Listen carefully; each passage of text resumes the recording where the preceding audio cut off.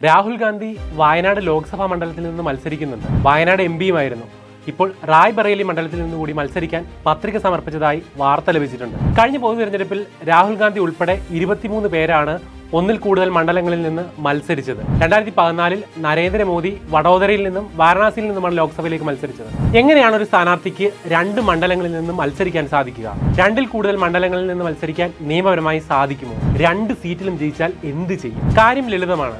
അതായത് 1951 ജനപ്രാതിനിധ്യ നിയമത്തിലെ section 33 close 7 പ്രകാരം ഒരു വ്യക്തിക്ക് 2 മണ്ഡലങ്ങളിൽ നിന്ന് ഒരേ ഓഫീസിലേക്ക് മത്സരിക്കാൻ സാധിക്കുന്നതാണ്. അതായത് നിയമപരമായി 2 മണ്ഡലത്തിലേക്ക് മത്സരിക്കാൻ തടസ്സങ്ങളൊന്നുമില്ലെന്ന് സാരം. ഇനി 2 മണ്ഡലങ്ങളിലും മത്സരിക്കുകയും ആ 2 മണ്ഡലങ്ങളിലും വിജയിക്കുകയും ചെയ്താൽ എന്ത് ചെയ്യും? ജനപ്രാതിനിധ്യ നിയമത്തിലെ സെക്ഷൻ 70 പ്രകാരം ഒരു വ്യക്തിക്ക് 2 മണ്ഡലങ്ങളെ ലോക്സഭയിൽ പ്രതിനിധാനം ചെയ്യാൻ സാധിക്കുന്നതല്ല. അതിനാൽ തന്നെ ജയിച്ചതിൽ നിന്ന് ഒരു മണ്ഡലം ജനപ്രതിനിധി സ്വമേധയാ തിരഞ്ഞെടുക്കുകയും ഒരെണ്ണം രാജിവെക്കുകയും വേണം. രാജിവെച്ച മണ്ഡലങ്ങളിലേക്ക് ഉപതെരഞ്ഞെടുപ്പുകൾ നടക്കുന്നതാണ്.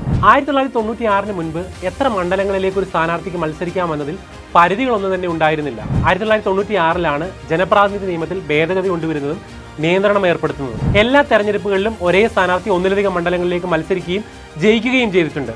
എന്തിന്? 1957 മുൻ പ്രധാനമന്ത്രിയായിരുന്ന അടൽ ബിഹാരി വാജ്പേയി മധുര, ലക്നൗ, ബൽറാംപൂർ എന്നിങ്ങനെ 3 സീറ്റുകളിലാണ് മത്സരിച്ചത്. 1991 വിദിശയിൽ നിന്നും ലക്നൌവിൽ നിന്നും അദ്ദേഹം മത്സരിച്ചു.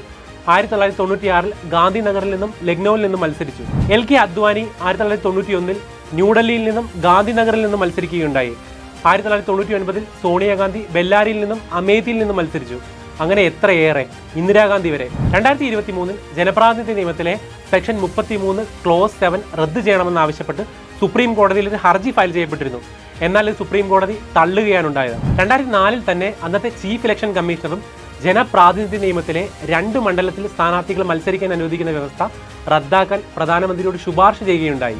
2015 255ാമത് ലോ കമ്മീഷൻ റിപ്പോർട്ടും ഒരു സ്ഥാനാർത്ഥി ഒരു മണ്ഡലം എന്ന നയത്തെ പിന്തുണയ്ക്കുകയുണ്ടായി. അതായത് എല്ലാവരും പൊതുവായി ഉന്നയിക്കുന്നത് 2 മണ്ഡലങ്ങളിലേക്ക് ഇത്രയും ചെലവ് നടത്തി വിജയിക്കുകയും എന്നാൽ ഒരു മണ്ഡലത്തിലെ സീറ്റ് രാജിവെക്കുകയും അവിടേക്ക് ഉപതെരഞ്ഞെടുപ്പ് നടത്തുകയും ചെയ്യുന്ന സാഹചര്യം ധനപരമായി ബുദ്ധിമുട്ടുണ്ടാക്കുമെന്നാണ്. രാജിവെച്ച് കഴിഞ്ഞാൽ 6 മാസത്തിനുള്ളിലാണ് പുതിയ തെരഞ്ഞെടുപ്പ് നടത്തേണ്ടത്.